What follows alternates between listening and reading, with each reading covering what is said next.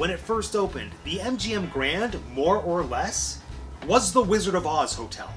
And not to toot my own horn, but I am pretty damn lucky because it wasn't there for very long and I got to experience it 3 times. Kind of 2.5. It was the first and to date only time in history that we saw Disney level themed attractions based on MGM's Wizard of Oz film. There were Oz-themed restaurants like the Oz Buffet, which was, to be fair, just like a pretty standard Vegas buffet, but the decor was all Wizard of Oz, with the main attraction being this gorgeous hand-painted Wizard of Oz mural just along the back wall of the main dining area.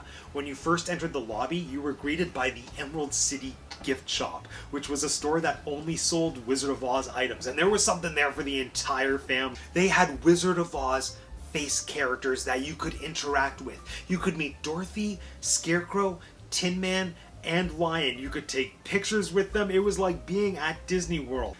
But the hotel's signature attraction was in the lobby, and it was a life-sized Emerald City. The Emerald City was built under this domed ceiling, and the ceiling featured projection effects that made it look like the night sky. So they were able to create things like thunderstorms, twisters, a rainbow, and every few minutes the Wicked Witch of the West would fly by. And I might be fabricating this memory, but I'm pretty sure they used lasers to spell out Surrender Dorothy whenever that happened. On one side of the Emerald City, there were statues of all the main characters. So there was Dorothy, Scarecrow, Tin Man, Cowardly Lion, and Toto too.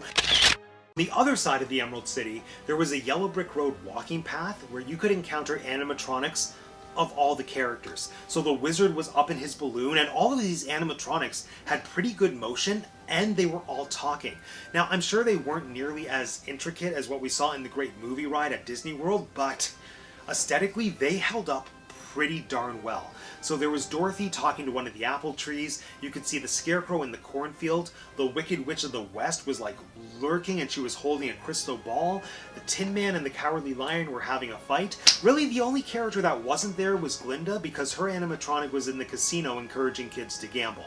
But the fun didn't stop at the walking path because yes, you could actually go inside the Emerald City, and inside the Emerald City was a magic show called The Wizard's Secrets. Now sadly, this amazing Wizard of Oz theming did not last very long, and it was all torn down in 1996. 1996. Just take a minute to realize what that means. The hotel opened at the end of 93. Like, all of this amazing Wizard of Oz stuff was there for barely 2.5 years before they destroyed it and took it down. Like, just to put that into